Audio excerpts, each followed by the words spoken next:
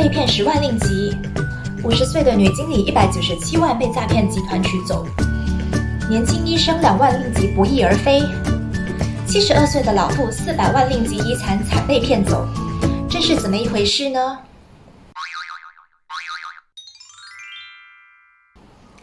？Hello， 大家好，我是黑莉。我的频道是关于投资理财、理财规划，在我们人生之中不同阶段所需要知道的理财知识。如果不想错过相关的视频，记得订阅我的频道，还有点击旁边的小铃铛，这样接下来有任何的影片，你就会收到通知了。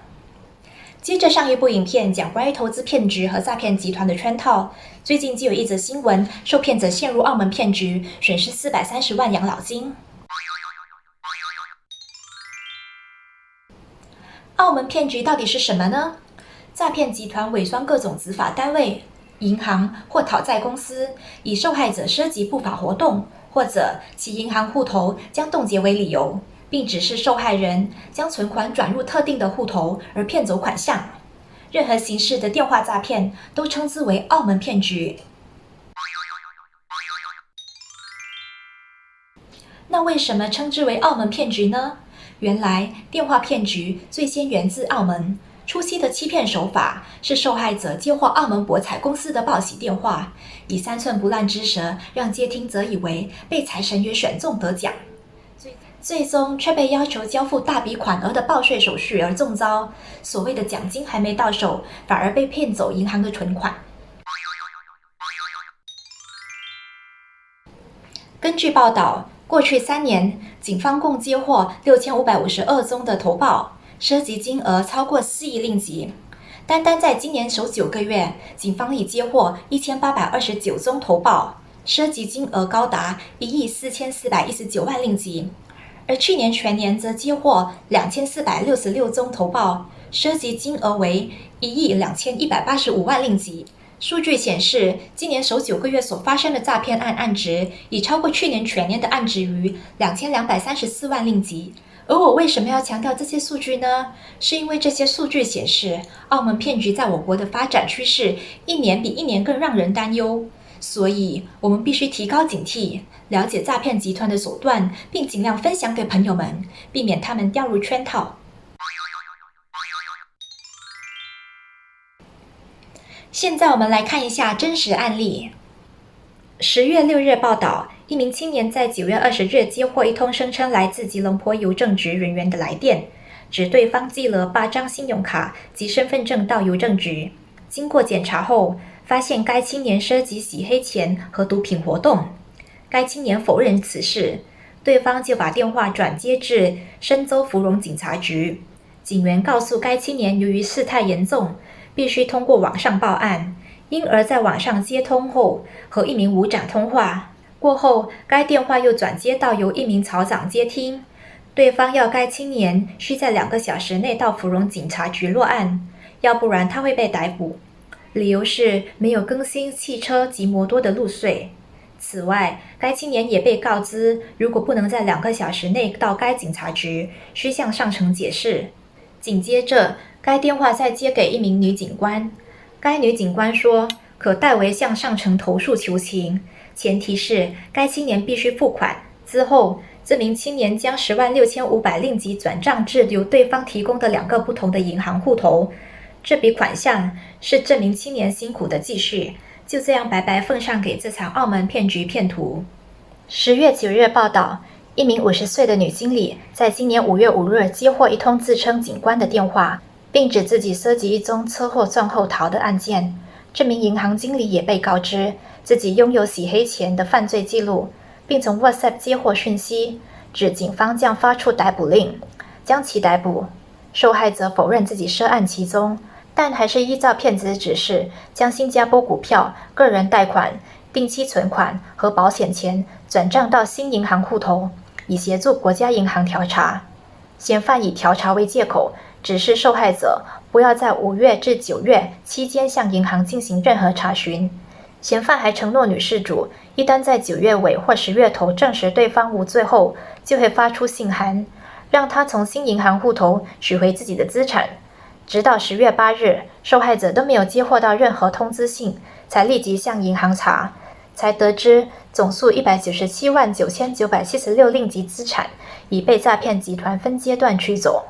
10月27日报道，受害者是一名年轻医生，接获一通自称来自吉兰丹税收局官员的电话，指事主名下的一家公司拖欠商业税务长达18个月。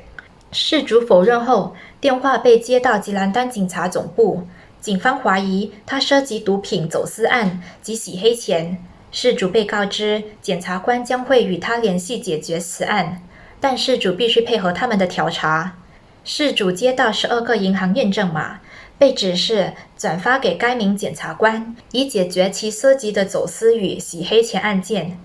之后，当事主到一家银行检查账目时，才发现其银行户头内的所有存款逾2万令吉已不翼而飞，方才恍然自己被骗了。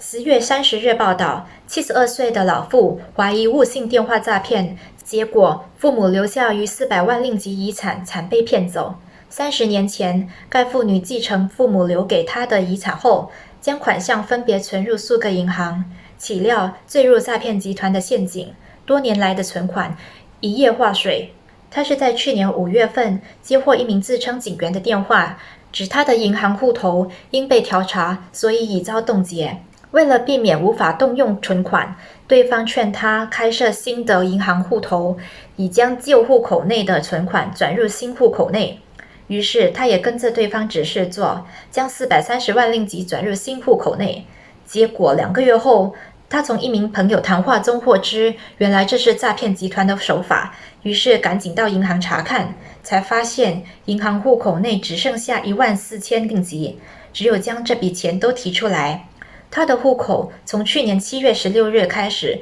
分别在45天内转账给18个不同人的银行户头，共459笔汇款，其中有15笔汇款是9999令吉。以上的案例全部都是今年发生，而且受害者都是在10月才发现自己被受骗并报案。为了避免类似的事情发生在我们或家人身上，我们必须妥善规划我们的财产。第一，当接到任何电话要求汇款及转账时，必须和亲友及家人商量，寻求协助，并向有关单位查证。第二，我们可以选择将我们的财产放在不同的投资管道，让有执照的理财规划师监管。这样，当遇到诈骗集团要求转账时，也不会轻易转到，并可以向理财规划师寻求意见。第三，至于遗产规划，更需妥善安排，可以通过设立信托，避免受益人被诈骗集团盯上，而全部遗产被骗光。所以，理财规划扮演着很重要的角色。大家不但可以通过理财规划让我们的财富增值，也可以让我们的财富安全地传承到下一代。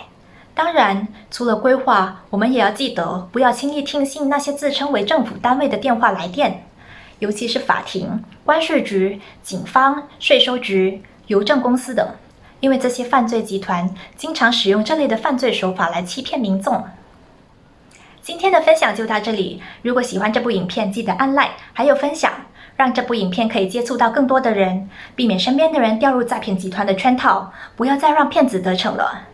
如果大家有什么意见，也可以留言分享，也许可以帮助到更多的人，以免他们被骗。如果想咨询一些关于理财规划的意见，可以点击留言区的表格连接，留下资料，我会联系你哦。